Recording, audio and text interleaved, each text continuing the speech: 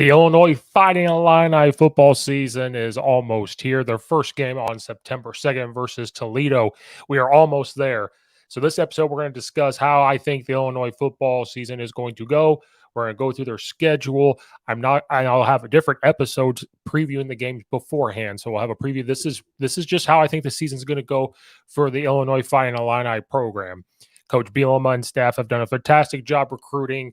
If you want to use the word culture, change the mindset, change the standard, and the staff has bought in, the players have bought in, and they're slowly getting on the map. People are talking about them more than ever. I still think they're flying under the radar, but you're seeing the Big Ten Network guys visit there and talk to Brent Bielema and everybody, and so they're starting to talk about them. And people I talk to, they are even saying like, "Wow, look at Illinois, look at what they're doing," and they think that Coach Bielema is going to do this could be the time where they're going to do something, which is exciting. They're going to need to take that next step forward. They were ranked in the college football playoff last year for the first time ever since the college football playoff was a thing, and they had a tale of two seasons, and they were battling to get to the Big Ten championship game. Some people think they can get there. So we're going to discuss their season. I'm not going to break down each game. I will do that for the Toledo game as we get closer to that for next week. But we're going to go through their schedule, talk about, who's going to do well for the Illinois, talk about all that, and what I think their record could possibly look at the end of the season. They're exciting. It's an exciting time. The social media presence and then for the whole state presence of the University of Illinois is a fantastic thing. Their coaches still call the head coaches, the high school head coaches. They call them all and continue to stay in communication with them. He called the guy, Coach Bielema, FaceTime the guy that bought the 10,000th ticket, which I thought was awesome. So he is all in. He's made the comment about Illinois is his home. He doesn't want to go anywhere. He has a no contact clause, if that's the right word, for another Big Ten school, because how many times, maybe I even said it and I don't remember, people hope that this wasn't a stepping stone to go to Iowa or something because that's where he played. And, is this a stepping stone to go to another quote unquote better program, I guess, historically than Illinois? He's made a comment. He said it very clear at the Big Ten Media Days. This is his home. This is where he wants to stay. And I do believe him because everything he says, he has done. He's a man of action and he's going to tell you how it is. So it's been an exciting time. I think Illinois, they're under the radar in terms of respect factor. They're waiting because it's Illinois. Every time Illinois has a good football season, the next year they don't really bounce back or they don't have the same type of year. And that's the thing with him and Josh Whitman have talked about exactly that, where we need to have consistency. In 2007, when we went to the Rose Bowl, the next year we don't do that. And then it took another couple years to get back to a bowl game and have some decent success. We look at other programs where if they go 10-2 that year or 9-3 that year, the next year they're around the same thing. And that's what Illinois needs to do, winning 8 games, going 8-5, losing their bowl game. Coach Bielema's not here for that. He wants to win championships. He wants to compete. And when you listen to the people that have gone into seeing the practices, you hear the way the coaches talk and the players. They're not looking ahead, and I think he's done a good job of doing that. I think they're very confident that that could be the end. Like, they're on a mission. We always say we have these goals. It's more about the mission and it's about the process. And I think that they're buying into that now. Players he didn't really have a lot of players leave him. He's getting players that are living in Illinois, going to a different school to come back. And I think underrated is going to be the offense and defensive line. They're going to have one of the best defensive line in the whole country, not just the Big Ten. They are going to have one of the best offensive lines in the Big Ten and in the whole country. They are not talking about that. They're talking about the defensive line because they decided to come back and not go play in the NFL and go into the draft. The offensive line is not getting the credit it deserves. Coach Bart Miller has done a fantastic job in a quick amount of time building that offensive line into something to be talked about all over the country. They're big, they're fast, they're buying into what's going on, and they're an underrated group. The left side is going to be one of the best in the whole country. The center spot, probably going to go to Olin Kreutz's son, But from what you read, they're going to be nasty, and they're going to be one of the best offensive lines in the entire country. Mark my words. Defensively, I don't know if you're going to see quite the man coverage that we saw last year. They ran more man coverage than anybody in the whole country, but they had one of the top turnover ratios, if not the top. They were number one defense for a while. I still think you're going to see the same tenacity. You're going to see the same nastiness. You are still going to see man coverage, but I just think you're going to see more zone in the back until they start getting into game time. If that defensive line can still, which they will, if they're able to force pressure and get the younger, newer guys on their defense in the back for their corners and safeties more comfortable, then you're going to start seeing more of that man stuff. But with the Coach Bielema is going to do a good job, and Coach Aaron Harry is going to do a good job of fitting their type of defense to the players they have. So if they don't have quite the full man coverage, they could play man on the backside and zone on the other. They could, blitz zone coverage. They could do all these different things. I just don't think you're going to see the same type of man defense. I still think we're going to see a good defense, a very good defense. Now, is it going to be exactly what it was? Maybe not, but that's yet to be seen. Who are we to say what it's going to be and what not going to be?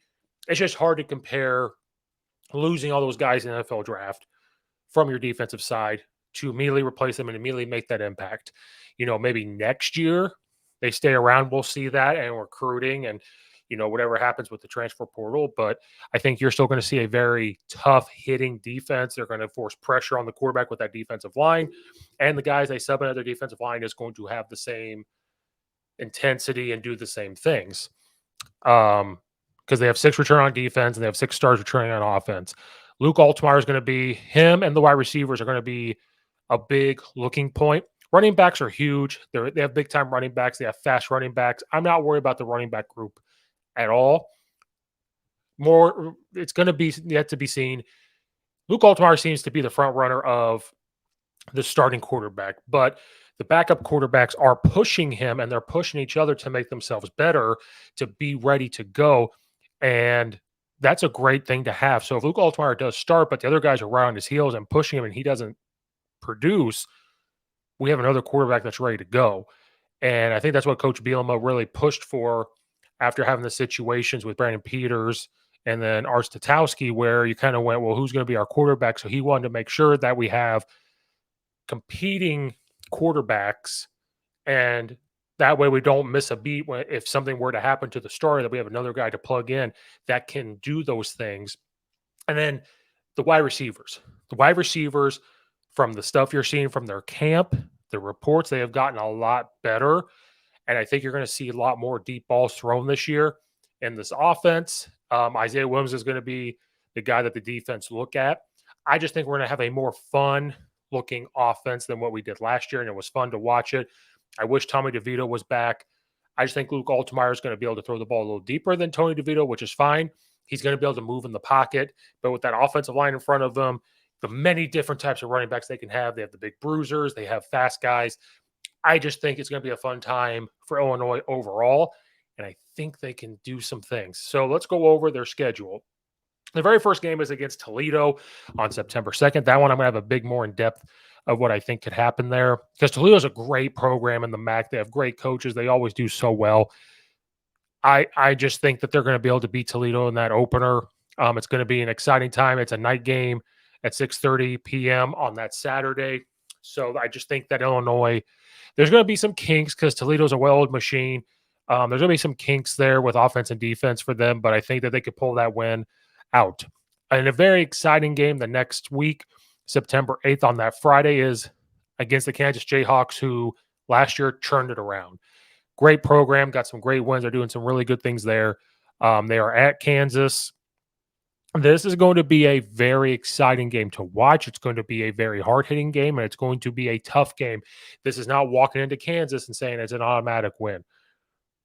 But it's still, because people are going to say, well, it's just Kansas, and people are going to say it's just Illinois. This one, I'm not too sure. And I like I said, each week I'll break it down. I think Illinois is going to come in there and get the win. I think they're going to go to Kansas, and I think they're going to get that win. I think it's going to be a close game. It could be a high-scoring affair. I just think with the size that Illinois is going to have versus what Kansas has, Illinois is going to pull that win out, but it's going to be a close game. A team that people are claim to be sleeping on and think that they're going to win the whole Big Ten this year because of who they have as Penn State. They host Penn State. Um, Penn State's going to be looking to get that revenge factor back from that 9 overtime game. This will be a very tough game for them in Illinois with Penn State. Um, I I could see Illinois losing to Penn State just because of how Penn State is. They're really picked to do well in the Big Ten this year. I could see Illinois maybe not pulling that game out, but I could also see them winning that game just because Illinois is going to be able to match them size for size up front. Their defensive line, their offensive line is going to match them, and their running backs blow to blow. This game will come down to how effective that pass game can get because Penn State's going to be good at stopping the run, who they have. So that game's going to come down to if Illinois can get the passing game going and they're confident in that, watch out for Illinois to beat Penn State. Then they play Florida Atlantic. I just see Illinois beating Florida Atlantic. I just don't see the talent there versus Illinois to do that. Then the big game that everybody's going to be watching is against Purdue at Purdue with Coach Walters, the former defensive coordinator there, with Graham Harrell running the air raid as the offensive coordinator. Ryan Walters is going to do great things at Purdue. I just think right now it's going to take him. It's going to be like in Illinois, where that first year, you don't win as many games, but you're competing. I think that's what Purdue's going to look like. And I see Illinois going to Purdue with who they have versus what they have at Purdue. Illinois will pull that win out. Then they host Nebraska. Coach Matt Rhule is going to do great things, but Nebraska is in a weird state of they're not the same that they were. And with the new pieces they've put in, trying to build up. If Nebraska is winning by that point, though, it's going to be a tough game. But I do see Illinois beating Nebraska. Then they go to Maryland, and Maryland is much better than they ever have before. They've gotten good recruits. They've got good coaches, have a good quarterback. And Illinois doesn't really play well versus Maryland.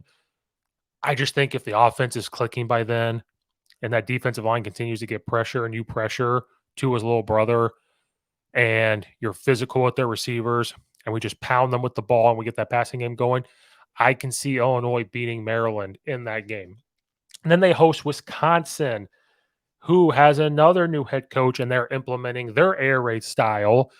Coach Fickle came over from Cincinnati, and Coach Long came over, offense coordinator from North Carolina. This will be a tough game. This will not be like last year where we kind of sort of blew them out of the water. But again, new systems being put in, new way of doing things, trying to implement all of that. Going to be tough hitting because Wisconsin has athletes. Illinois is going to win that game. Coach Bielema is not going to allow. It's at Illinois. He won't lose that game. It's just not going to happen. As long as they're staying healthy, they will beat Wisconsin. People are very high on the next team of Minnesota, and because Minnesota goes in waves, they're really, really good competing for the Big Ten, forcing to go to the Big Ten championship, or they're just kind of subpar. I just think Illinois is going to be it all comes down to up front. If they're healthy, I just think they're much tougher up front than Minnesota. And I think that the confidence will be built by then. All these are going to be close games. They will pull that win out of Minnesota. Then they host Indiana, that they needed a revenge factor game from that game versus them. I love Coach Allen. He's doing great things there. It's just kind of been a roller coaster with where they are trying to put these pieces in. Illinois has already got the pieces in. Illinois is going to come out of that win versus Indiana. Iowa will be their next game at Iowa. They're going to be looking to get that revenge from that 9-6 win Illinois had over them. I don't know because Iowa has a new quarterback. If their offense cannot do what they did last year, losing some of their pieces on defense, Coach Bielema going back home where he went to college, Illinois is going to beat Iowa. I'm sorry. I just don't know if Iowa is going to be able to keep up with the type of weapons and the offensive line they're going to have for Illinois. And I think if Illinois can match the physicality on defense versus Iowa's offensive linemen, you're going to see Illinois pull that game out. Then they host Northwestern, which is just a topsy-turvy, crazy show there. I love their offensive line coach. I love a lot of their coaches there. They do great things. I just don't know with everything that's going on that the season's going to go well for them. So I see Illinois beating Northwestern there. I do think Illinois could get to that Big Ten championship game this year. I really do. I'm not saying they're going to make the playoff because I know you're like, Coach, you just said they're going to win every game. If I had to look at it and say games that they could maybe lose, you're looking at Penn State, you're looking at Maryland, Wisconsin, and you can even say Iowa. And if you really want to, you could say Kansas. Those are the big time games. If Illinois can come in and beat Kansas, even if they lose to Penn State by like a touchdown or kind of like that 9 overtime craziness, it's not out of the question they can go on a big run the rest of their schedule. But some things have to happen for them. And I know, well, they just went 8-5. You can't make this big jump to go 12-0 and everything else. I'm not saying that. I know there might be a bumps in the road there. But if they can get to 9, 10, 11 wins somewhere in there, and these other teams play like they did last year and don't really take that next turn, Illinois is going to be right there, and they're going to battle for the Big Ten no matter who they lose to, no matter who they win. Illinois this year, people are sleeping on them. They are going to compete, and they are going to battle for that Big Ten championship. I promise you, there's going to be conversations about battling for that. They are confident in that school. They're confident in that room. The coaches are confident. The players are confident. When people go and listen to them and watch them, they can feel how confident they are. You need to watch out for the University of Illinois this year, and they are going to compete for that Big Ten title game. Promise you. I'm not just saying that because I'm an Illinois fan. You just have to look at it. I promise you they'll compete for that.